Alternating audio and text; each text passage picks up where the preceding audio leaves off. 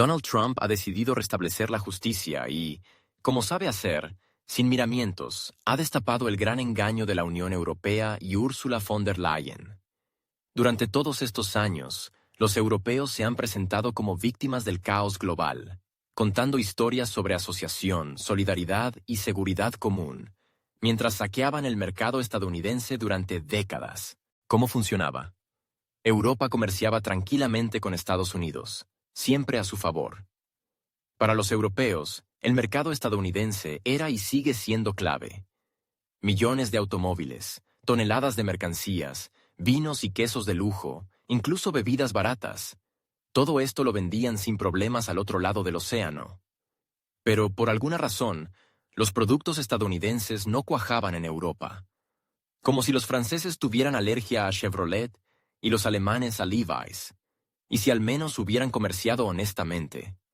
Pero todo esto ocurría bajo un esquema completamente unilateral. Europa obtenía beneficios, Estados Unidos, pérdidas. Cada año, la balanza comercial estadounidense con la Unión Europea caía en un profundo déficit, tan profundo que podría confundirse con el presupuesto de la OTAN. Y para hacerlo aún más divertido, Washington también pagaba por la seguridad de Europa. Sí, has oído bien.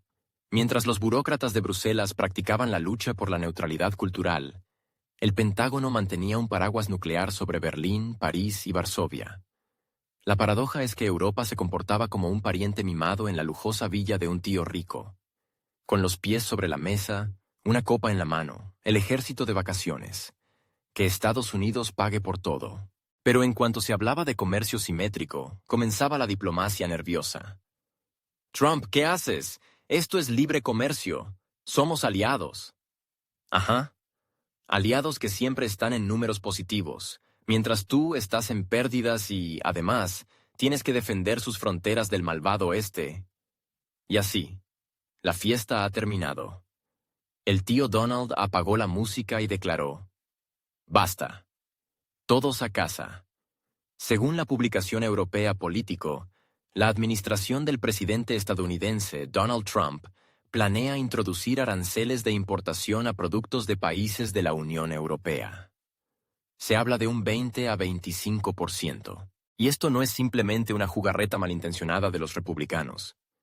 Es una respuesta a años de juego unilateral, a los impenetrables muros arancelarios que la Unión Europea erigió contra las exportaciones estadounidenses. Sí, durante todos estos años, nadie se molestó en preguntar por qué los productos europeos asaltan libremente Walmart, mientras que los estadounidenses siguen atascados en el puerto de Hamburgo en la etapa de humillación aduanera. Pero eso no es todo. Según Bloomberg, Trump anunció la introducción de aranceles del 25% a la importación de automóviles, sin excepciones. Todos los coches que no se producen en EU se verán afectados. Los aranceles entran en vigor el 2 de abril y créanme, no será una broma. En la administración Trump calculan que los nuevos aranceles generarán ingresos para el presupuesto del país por valor de $100,000 millones al año. Y saben, esto no son impuestos para los estadounidenses. Es una modesta contribución de los gigantes automotrices europeos a la restauración de la justicia estadounidense. La reacción no se hizo esperar. Las acciones de General Motors y Ford cayeron más de un 5%. Es difícil subestimar el pánico. Ahora cualquier Mercedes llegado de Stuttgart podría encarecerse tanto que sería más fácil comprar un avión privado. Los nuevos aranceles se calcularán sobre la base de esas mismas barreras comerciales que los países de la UE han impuesto durante años contra los productos estadounidenses. Bueno, como dicen, cosecharás lo que siembras. Los diplomáticos de la UE, por supuesto, ya están inquietos. Informan que el tamaño de los aranceles será del 20 o 25%. En Bruselas, beben café nerviosamente e intentan aparentar un diálogo constructivo. Solo que los argumentos escasean. Cuando te aprovechas de una situación durante décadas, es difícil explicar después por qué de repente la consideras injusta. Los expertos dan la voz de alarma. Los pasos de Trump podrían llevar a medidas de respuesta por parte de la UE y, por lo tanto, a una nueva espiral de tensión económica. Bueno, ha llegado el momento de negociaciones reales, no de otras reuniones cálidas con fotos frente a las banderas. Lo que sigue será o un diálogo honesto o una guerra económica, y en esta última, Europa difícilmente es la favorita. ¿Cuál es el principal error de la élite europea? Creen seriamente que sus productos son tan insustituibles que no se atreverá a tocarlos. Pero Trump tiene otras prioridades. Ya se reunió con representantes de los tres grandes, Ford, General Motors y Stellantis, y declaró directamente: si no tienen fábricas aquí, tendrán que construirlas. De lo contrario, pagarán aranceles. Es muy simple. Y es verdad, no podría ser más simple. ¿Quieres vender coches a los estadounidenses? Construye una fábrica en Ohio, no en Piamonte.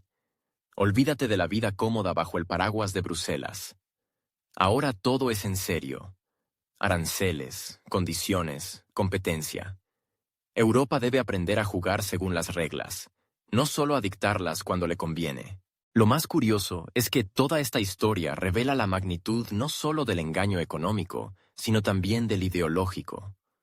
Porque Ursula von der Leyen proclama desde altas tribunas la asociación, la igualdad y la responsabilidad común.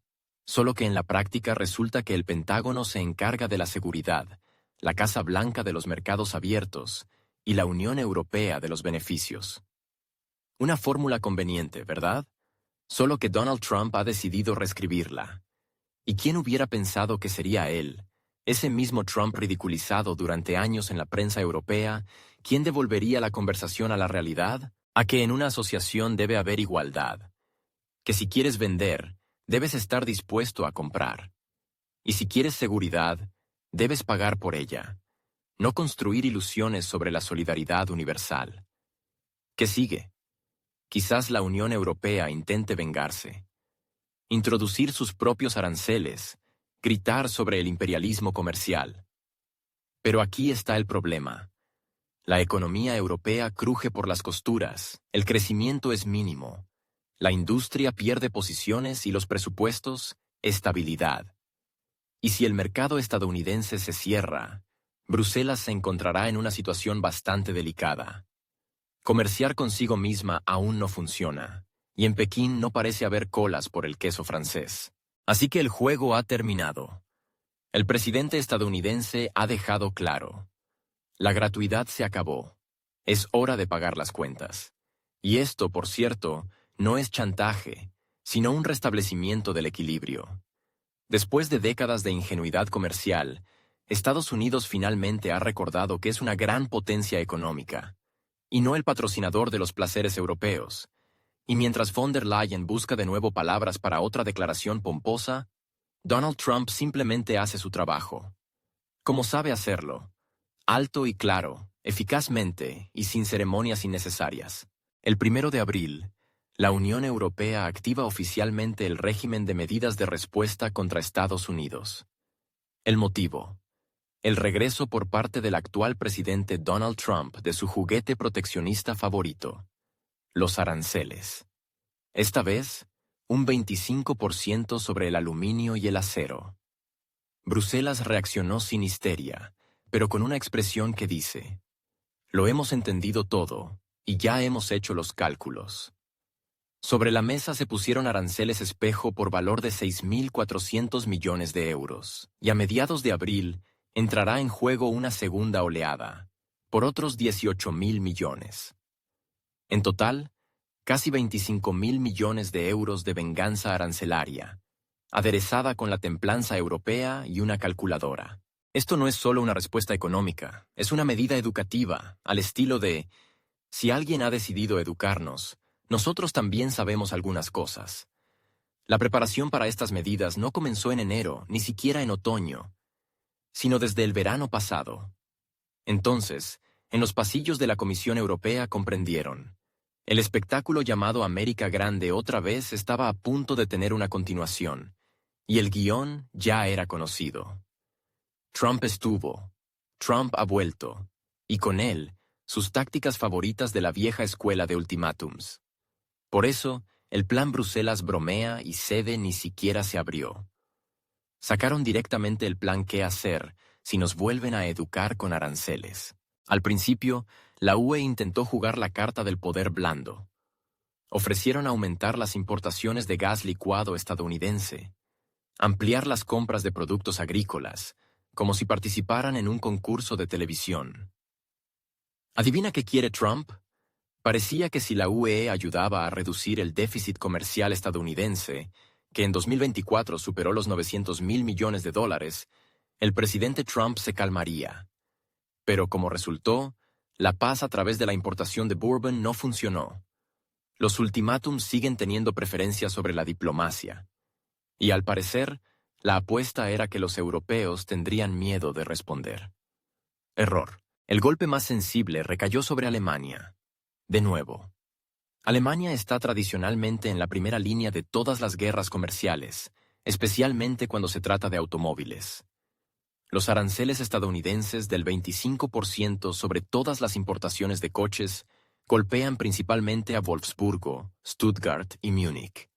Según la Oficina Federal de Estadística de Alemania, Estados Unidos fue en 2024 el mayor importador de automóviles alemanes, representando el 13,1% de las exportaciones. Las pérdidas ascienden a 11.000 millones de euros, y estos son solo los primeros cálculos. Algunas fábricas alemanas ya discuten trasladar la producción a México y Canadá, con la esperanza de acogerse a las condiciones del USMCA y eludir los aranceles. De lo contrario, recortes, conservación de la producción, ira de los sindicatos y manifestaciones en las calles. Olaf Scholz, actuando temporalmente como canciller, prometió en respuesta una réplica dura e inteligente. Sin embargo, añadió inmediatamente que el compromiso es posible y que la UE aumentará su red de acuerdos de libre comercio en todo el mundo. Según El País, actualmente se están impulsando activamente las negociaciones con Mercosur, es decir, Brasil, Argentina, Paraguay y Uruguay. La ironía es que Mercosur ya ha sido fuente de decepciones en repetidas ocasiones. Bruselas lleva décadas intentando lograr que los socios sudamericanos adopten estándares unificados. Ahora, sin embargo, parece que Europa está dispuesta a hacer la vista gorda a ciertos matices incómodos, solo para demostrarle a Trump que puede vivir sin él. Además, la Comisión Europea dispone de herramientas mucho más contundentes. Una de ellas es el ACI, el instrumento anticoerción, aprobado en 2023. Permite responder a la presión externa sin necesidad de soglasovania en todas las instancias. En términos generales, si EEUU impone un arancel a los automóviles, la UE puede bloquear el acceso de las empresas estadounidenses a proyectos financiados con presupuesto europeo, limitar su participación en licitaciones, cerrar el mercado de contratación pública. En este contexto, resultan especialmente vulnerables no los productores agrícolas, ni siquiera los metalúrgicos, sino aquellos que han desarrollado su negocio colaborando con estructuras europeas. Farmacéuticas, empresas de TI, consultoras. Y aquí entra en juego Starlink. Los tifones financieros no asustan a Elon Musk, pero en la UE ya han insinuado que están revisando los contratos con este sistema de satélites. Italia, en particular, está considerando opciones de reemplazo.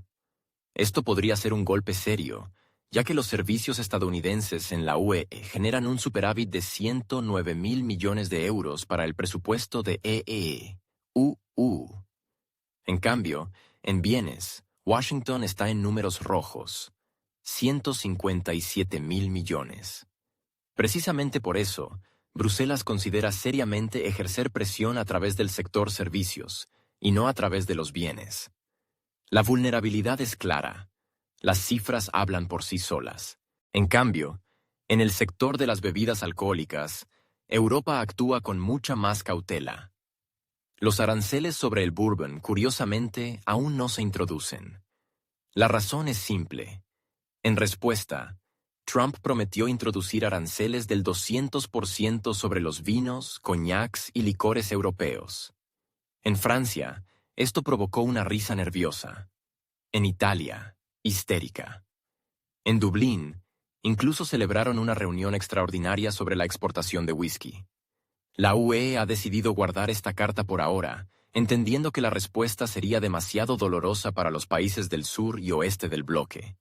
Pero la carta, como se dice, ya está sobre la mesa. En cuanto a los gigantes digitales, en el Parlamento Europeo se escuchan cada vez más propuestas para rediseñar las reglas del juego. Revisar el papel de Google y Meta, introducir certificación adicional, apretar las tuercas al mercado de la publicidad dirigida. Formalmente, esto se hace para proteger los derechos de los usuarios. Extraoficialmente, como señal, la UE también sabe golpear donde duele, especialmente si ese punto débil está relacionado con presupuestos publicitarios de miles de millones. La economía europea puede no estar a la altura de la estadounidense en el plano tecnológico, pero en el ámbito de la regulación tiene superioridad.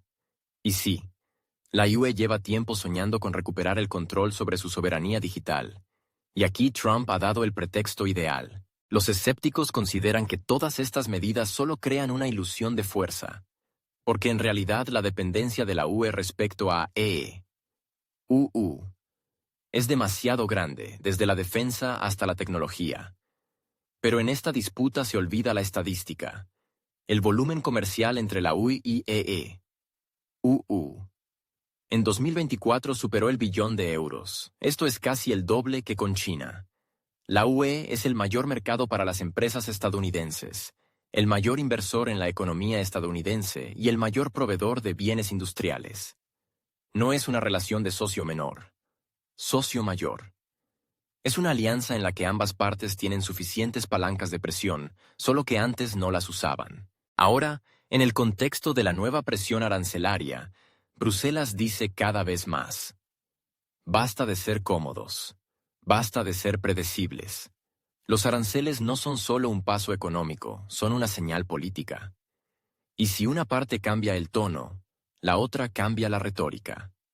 Quizás por eso, en los pasillos de la Comisión Europea ya se discute el concepto de contención económica, no en el sentido de conflicto militar, sino en el sentido de demostrar la capacidad de la UE para responder en cualquier ámbito donde existan vínculos sistémicos con EU. A juzgar por el curso de los acontecimientos, Trump aún no ha definido su objetivo final. Su estrategia es caótico-situacional. Primero creamos tensión. Luego nos sentamos a la mesa y exigimos concesiones. El efecto existe, pero es a corto plazo. Mientras tanto, en la UE empiezan a pensar estratégicamente. Las últimas encuestas del Eurobarómetro muestran que más del 50% de los europeos están dispuestos a apoyar medidas duras contra EU si continúan con el proteccionismo. Esto es la primera vez en los últimos 10 años. Es decir, el electorado también ha empezado a cansarse del papel de hermano mayor paciente. La retórica se vuelve cada vez más dura, pero por ahora Bruselas evita el pánico. Al contrario, las acciones actuales son un intento de mostrar a Trump que con Europa ya no se podrá hablar al estilo de o así, o aranceles. La respuesta es simétrica, dura y, lo que es especialmente importante, sistémica. La UE actúa por primera vez en muchos años como un bloque económico unido, y no como un conjunto de países con intereses diferentes. Quizás sea Trump, irónicamente, quien se convierta en el catalizador de la consolidación económica europea. El 2 de abril, justo después de que Europa activara el modo de respuesta y devolviera los aranceles a los productos estadounidenses, Washington, sin demora, se dispone a presentar su propio paquete espejo. Donald Trump ya ha calificado pomposamente esta fecha como el Día de la Liberación de Estados Unidos. A juzgar por la entonación, se trata menos de política comercial que de una guerra sagrada por devolver a América el monopolio de la verdad económica. Sin embargo, incluso dentro de la Casa Blanca, nadie puede explicar con claridad cómo funcionarán exactamente estas medidas espejo. Pero, ¿acaso los pequeños detalles han impedido alguna vez al gran showman anunciar logros globales? Al equipo de Trump se le encargó ya en febrero, con el espíritu de "he oído por ahí que nos están perjudicando", encontrar a los culpables de todos los males de la industria estadounidense. Casi todos los socios clave de EU, que regulan de alguna manera las importaciones, subsidian a sus propios productores o, Dios no lo quiera, exigen estándares ambientales y laborales cayeron inmediatamente bajo sospecha. También fueron señalados países con impuestos no tan terribles, pero que, según Washington, de alguna manera mágica, hacen que los productos estadounidenses no sean competitivos. El principio es simple. Si la economía de EU se queda atrás, la culpa no es de los errores internos, sino de la injusticia externa, preferiblemente insidiosa. La lista de reclamaciones resultó ser sólida. Incluía impuestos discriminatorios, regulaciones onerosas e incluso manipulación del tipo de cambio.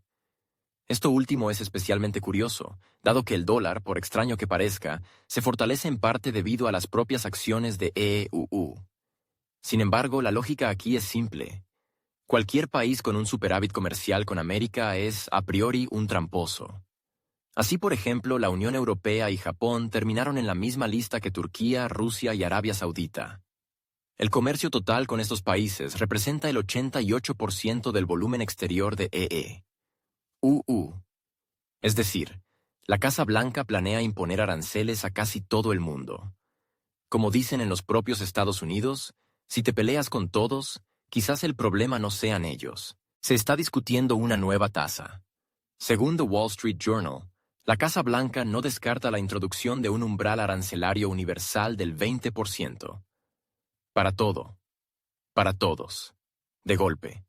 Si antes intentaban jugar al targeting, diciendo que Canadá nos ofendió con la leche y China con el acero, ahora todo es más simple. Reflejamos, sin discriminar. Sin embargo, añaden inmediatamente que no habrá aranceles para los países que se comporten honestamente, no hayan introducido restricciones contra los productos estadounidenses y, en general, demuestren un comportamiento conveniente para Washington. Según Bloomberg, tales países existen por ahora, pero su lista se oculta cuidadosamente, como si fuera el código de un botón nuclear y no simplemente una lista de estados con saldo comercial cero. Lo más interesante es que la simetría de estos aranceles, curiosamente, funciona de forma selectiva. Un ejemplo clásico es Canadá. Trump está indignado por las restricciones canadienses a los productos lácteos. Sin embargo, las reglas canadienses solo entran en vigor cuando se superan las cuotas y los propios aranceles nunca se han aplicado. Es decir, América, en esencia, ha decidido vengarse por una amenaza hipotética. Bueno, esto ya no es comercio exterior, sino un género fantástico. En el papel principal, América defendiéndose de aranceles que nadie impuso. Sin embargo, Ottawa parece haber decidido jugar con las mismas reglas. El primer ministro de Canadá, Mark Carney, ya advirtió a Trump el 28 de marzo. Si hay nuevos aranceles estadounidenses, Canadá introducirá los suyos. Y no por amor a los principios de la OMC, sino simplemente para proteger a los trabajadores y la economía canadienses. La formulación, sin embargo, es familiar. En algún lugar se lee fácilmente, nuestros chicos también saben responder. Un tono similar eligió la presidenta de México, Claudia Sheinbaum. Declaró que espera la declaración final de Washington, pero ya está claro. México actuará en interés del pueblo mexicano. En lenguaje sencillo, si vuelven a golpear los productos agrícolas, México encontrará rápidamente con qué responder. Y no solo con chiles. Mientras tanto, la administración estadounidense sigue insistiendo. Los aranceles espejo son un paso hacia la justicia. Dicen que si algún país se atreve a introducir una restricción a los productos estadounidenses, EU hará lo mismo. Y no importa que muchas de estas restricciones existan desde hace décadas, estén acordadas en el marco de la OMC o incluso nunca se hayan aplicado en la práctica. La lógica es simple. Todo lo que impide que las empresas estadounidenses ganen dinero más rápido es injusto y está sujeto a impuestos. En la Casa Blanca se promueve con especial fervor la idea de que con los nuevos aranceles se podrán financiar rebajas fiscales, la construcción de infraestructuras e incluso, atención, programas de apoyo a la industria nacional. Surge la pregunta: ¿desde cuándo los aranceles son una fuente de ingresos estables? Casi todos los economistas coinciden en que los aranceles son un impuesto oculto para el consumidor interno. Es decir, Cuando se introduce un arancel del 20%, quien paga no es el exportador, sino el estadounidense en la tienda. Pero, ¿acaso tales nimiedades han obstaculizado alguna vez el populismo? Por cierto, en el propio Congreso se toman estas iniciativas con cautela. Algunos republicanos apoyan a Trump por inercia, pero también hay quienes dicen abiertamente: una guerra comercial con medio mundo golpeará el bolsillo de los estadounidenses comunes. Especialmente considerando que en el mandato anterior de Trump, las medidas arancelarias llevaron a un aumento de precios en casi todas las categorías de bienes de consumo, desde lavadoras hasta automóviles. Estudios del Peterson Institute mostraron que los aranceles de 2018